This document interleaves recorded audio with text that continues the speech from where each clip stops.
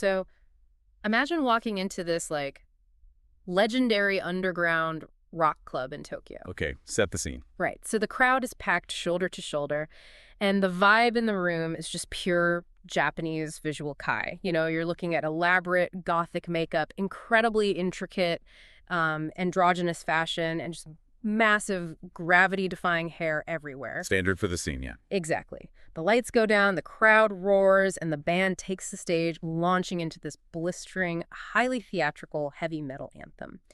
And then you find out, and this is the crazy part, that band is actually from a small town in Italy that's famous for balsamic vinegar. I mean, it is just the ultimate subversion of what we expect from a cultural export. Yeah. Right? Because we are so entirely used to this one-way street where a specific country ships out a neatly packaged cultural product. Like America sends out Hollywood blockbusters. Japan sends out anime and these very distinct musical subcultures. It's usually very linear. Right. But what happens when the internet allows someone completely outside that geographic origin to just intercept that culture, absorb it, and build something entirely new? Welcome to the deep dive. If you're joining us today, you're seriously in for a wild ride. Our mission today is to explore this fascinating story of cross-cultural reverse engineering in the music world. It really is a phenomenal case study. It is. We're looking at how a rock band from Italy managed to adopt a highly guarded Japanese aesthetic, aggressively mutate it into their own subgenre, and then successfully export it back to Japan and the rest of the world. And honestly, it challenges almost every assumption we have about authenticity, geographic borders, and just, how art evolves in a hyper-connected era. For sure. So today's source material is a Wikipedia article detailing the history of the Italian glam rock band Dreams Now Reality, which is officially, and thankfully for us, abbreviated as DNR. Okay, let's unpack that. Let's do it. Because to understand the sheer scale of what DNR accomplished, we really have to ground ourselves in their origin story. We're starting in 2008 in Modena, Italy. Yeah. Now, Modena is globally recognized for high-end sports cars like Ferraris and just incredible culinary traditions. Right. It is absolutely not known as a hotbed for Japanese-inspired underground rock. No, not at all. And honestly, that geographic and cultural disconnect is the engine of their entire story. When DNR formed in 2008, their sound was already this eclectic collision. Like a total mashup. Exactly. They were playing this chaotic, energetic mix of glam, hard rock, indie, pop, and alternative rock. Yeah. But the music alone isn't what made them an anomaly. The real friction came from their visual presentation and the identity they were trying to forge. Yeah, they boldly self-described their look and sound as Eurovisual. Eurovisual, right. Which is such a great term. But for anyone who hasn't fallen down the specific musical rabbit hole, let's paint a picture of what that actually means. Please do.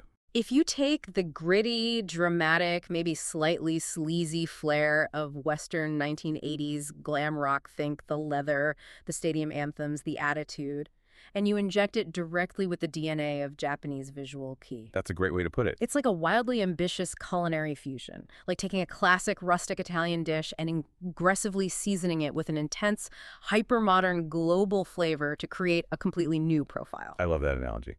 But for the listener who might be wondering, what exactly is Visual Kei in its pure form? Well, what's fascinating here is that Visual Kei isn't just a sound. It's an incredibly specific, deeply entrenched subculture that originated in Japan back in the 1980s. Okay, so it's got history. Definitely. To visualize it, imagine the heavy metal theatrics of Western bands like Kiss or Alice Cooper, but filtered entirely through the elegant, dramatic aesthetics of Japanese kabuki theater and, anime. Wow, so very highly stylized. Highly. It's heavy, often emotional music paired with a rigid dedication to elaborate costuming and makeup. It's a spectacle. And it is fiercely protected by its fans and its gatekeepers. So for a group of guys in Modena to look at that highly guarded Japanese subculture and say, we're going to do that, but we're going to make it European, requires a massive amount of audacity. Oh, massive. And consider the timing here, too. This is 2008. You're right. The internet is certainly active, but we are not yet in the era of TikTok where global trends cross-pollinate in a matter of hours. Oh, that's a really good point. You had to work for it. Exactly. Discovering, studying, and adopting a niche Japanese subculture from Italy required deep, intentional immersion into early internet forums and obscure video platforms. You couldn't just casually scroll into it. No, they weren't just passively borrowing an influence. They were actively trying to claim a space within it by coining the term Eurovisual. Forging a brand new cultural identity like that is never a straight line, though. And looking at their early history, DNR's journey to finding their footing is perfectly mirrored in their incredibly chaotic naming conventions, Oh, the name changes. which honestly stresses me out from a branding perspective. I mean, the evolution of their name really is a story of its own, and it tells us a lot about the internal culture of the band during those formative years. Okay, let's look at the timeline of that identity crisis. Because they actually started out with a rather dark, almost medical-sounding name, Do Not Reanimate. Very grim. Right? And under that moniker, they released their first single, Visual Evolution, in 2008, and then followed it up with their debut studio album, Visual Evolution Reloaded, in 2009. And that was released under an independent label called Mirrorloop. Yeah, exactly. But then this massive shift happens. Their vocalist, Mantis, leaves the band, and the remaining members decide to completely change the name to Dreams Not Reality. While critically maintaining that DNR abbreviation. Right, but I have to push back on the business logic of this move, though. Wait, from a branding perspective, why throw away your name recognition just because one singer leaves? It seems counterintuitive. You have an album out, you have a single out, you have a label backing you. You are building actual momentum in a notoriously difficult industry. Why not just keep the brand you've literally just built? It seems like commercial sabotage to confuse your early fan base like that. Well, if you view a band strictly as a corporate entity selling a product, then yeah, changing the name after a debut album is a terrible strategy. Okay. But the sources give us a really vital piece of context here. The Wikipedia article specifically notes that the remaining members sought a, quote, more optimistic name after Mantis departed. Oh, interesting. Yeah, so this wasn't a cynical marketing pivot. This is a psychological reset for the surviving members. Oh, so the name Do Not Reanimate was carrying the heavy baggage of the old lineup and whatever internal friction led to the singer leaving. Exactly the case. When a lead vocalist leaves, especially a founding member who acts as the voice and often the face of the project, the remaining musicians usually go through a profound existential crisis. Sure, you're questioning everything. Right. And Do Not Reanimate sounds like a literal medical directive for a corpse. It's bleak. By changing it to Dreams Not Reality, they were signaling a massive shift in their internal culture. They were actively choosing optimism. Yes, they were choosing a future-facing identity over clinging to a past that was no longer working, even if it meant taking a short-term hit to their brand recognition. Okay, that makes total sense when you frame it as internal survival rather than external marketing. And it's a great detail that they would later evolve the name one more time to Dreams Now Reality. Yes, the final form. They shifted from the negative word not to the present tense now, finally catching up to their own ambition. But the anger, that DNR abbreviation, remained the constant through line so fans could still find them. And that deliberate pivot toward optimism and a cohesive vision really immediately started to pay dividends. Okay, here's where it gets really interesting. Because once they locked in that positive identity, they didn't just slowly build a local following. From roughly 2011 to 2012, DNR essentially starts gathering the Avengers of the glam rock and pop production world. That's a perfect way to describe it. They go on this networking tear that makes zero sense on paper but is absolutely brilliant in execution. How does a fringe Italian band playing a niche Japanese style get the industry to actually take them seriously? The sheer caliber of the people they brought into their orbit during this period is staggering. I mean, in January 2011, DNR releases a new single titled Beyond This World under Faster Master Records. Right. And the production credits on the video for this track are what make you do a complete double take. The names are wild. The video is produced by Matteo Cifelli and Toby Chapman. Now, for the listener who doesn't spend their weekends obsessively reading album liner notes, Toby Chapman is a heavyweight. An absolute heavyweight. He is a producer and session musician who has worked with massive, legacy, mainstream prop and rock acts. We are talking about Spandau Ballet, Lionel Richie, Tom Jones. Try to picture that studio dynamic for a second. You have a young, hungry Italian band trying to pioneer a Japanese-inspired, highly theatrical goth glam subgenre, and they are taking direction from the guy who helped produce Tom Jones. It's insane. The juxtaposition is almost comical, but it is deeply strategic. I just imagine Tom Jones's producer sitting at a mixing desk, trying to wrap his head around the concept of Eurovisual. Right. But they didn't stop at legacy pop producers. They balanced out that mainstream credibility by diving deep into the actual European glam scene. They did. They brought in Sebastiano Serafini, who was well known in these circles as Seba, to handle keyboards and vocals. Okay, getting some local scene cred. Furthermore, they collaborated extensively with Luminor, who was a former member of the German band Cinema Bazaar. And Cinema Bazaar was a massive deal in the European visual rock scene at the time. Very smart move. Yeah, and to solidify that connection, a bit later in 2013, they brought in another Cinema Bazaar alumnus, Phoenix, to actually be their guitarist. It's a masterclass in building a coalition. They aren't just writing songs in a vacuum. They are creating this structural bridge between two totally different worlds. Exactly. And if we connect this to the bigger picture, you can see the deliberate architecture of their career. How do you mean? By pulling in legacy, fundamentally Western pop rock producers like Chapman, alongside bona fide icons of the modern European goth glam scene like Luminor and Phoenix, Yeah. DNR was legitimizing the entire Eurovisual experiment. Ah, I see. They were proving to the industry and to the fans that this wasn't just a cheap gimmick.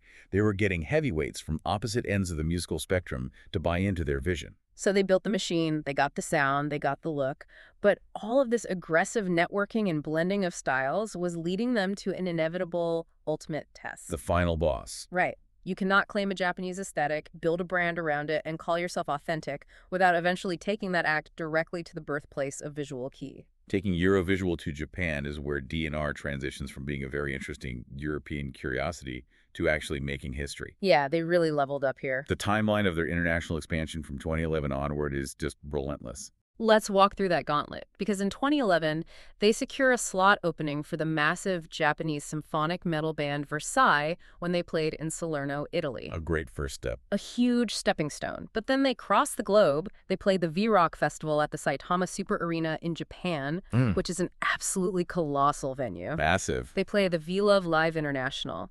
Then, pushing into 2012, they opened for Einarén on his Seven Samurais European tour. And Einarén isn't just anybody. He's the guitarist and co-founder of the legendary Japanese rock band Lunacy. Sharing a stage with Einarén, even as an opening act in Europe, is a monumental stamp of approval.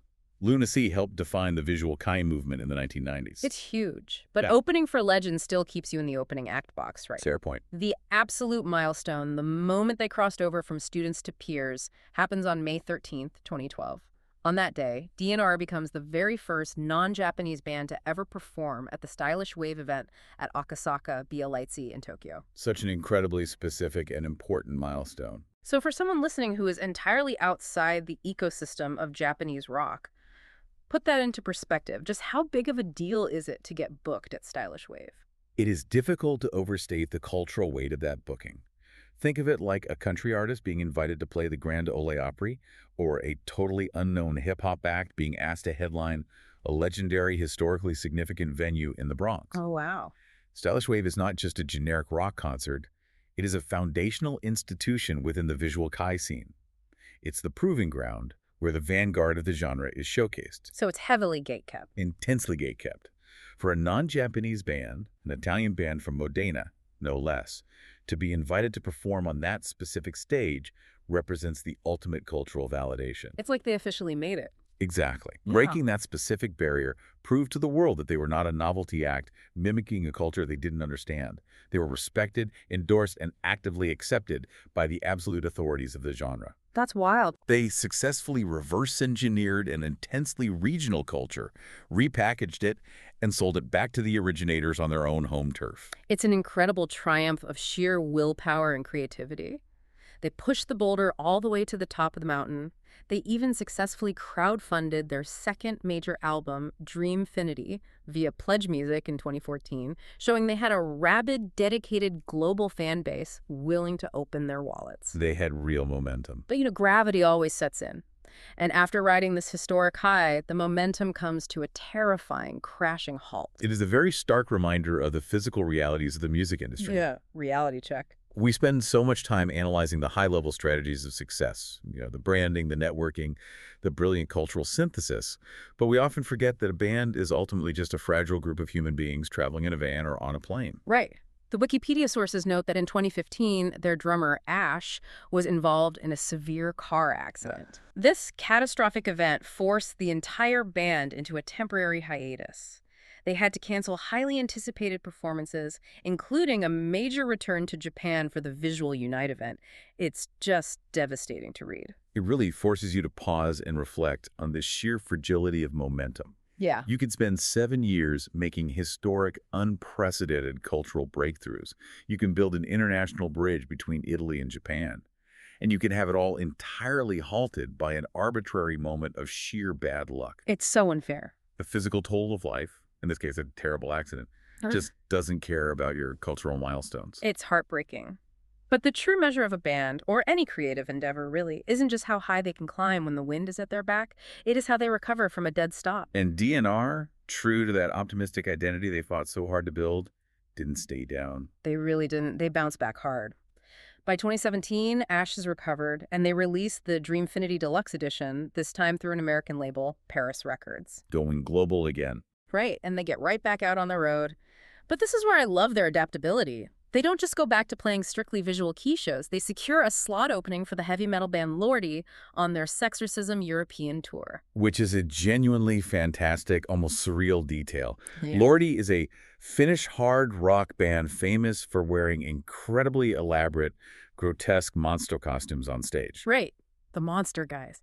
Transitioning from sharing a stage with sleek, elegant, androgynous Japanese Visual Kei acts to touring Europe with a band of Finnish musicians dressed as literal latex monsters, it shows a profound, joyful adaptability. It really does. It proves they just want to put on a massive theatrical rock show, completely regardless of who they are sharing the stage with. And that drive to perform continues to push them forward. Over 15 years after they first formed in Modena, the Eurovisual experiment is still iterating. They're still going. Fast forward to 2024, the band introduces a fresh lineup. They add Paisley on guitar and Flo on vocals, who join the longtime foundational rhythm section of Kira on bass and Ash on drums. The machine keeps moving. So what does this all mean? Why does the saga of an Italian glam rock band matter to you, listening to this deep dive right now? That's the real question. Whether you are writing a blog, designing clothing, trying to launch a startup, or just searching for your own personal aesthetic, the story of DNR is a masterclass in creative permission.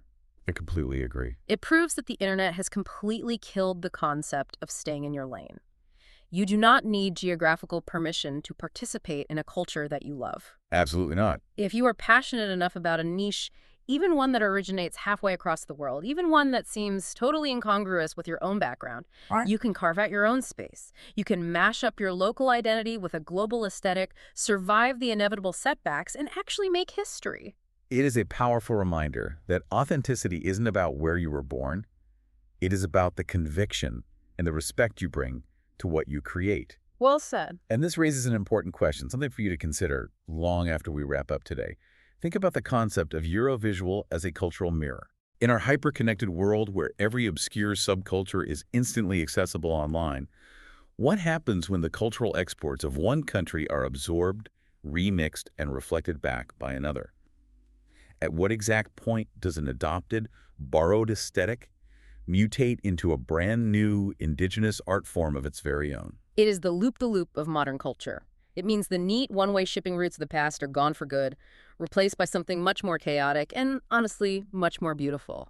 Thank you so much for joining us on this deep dive. We will catch you next time. Take care, everyone. Keep exploring.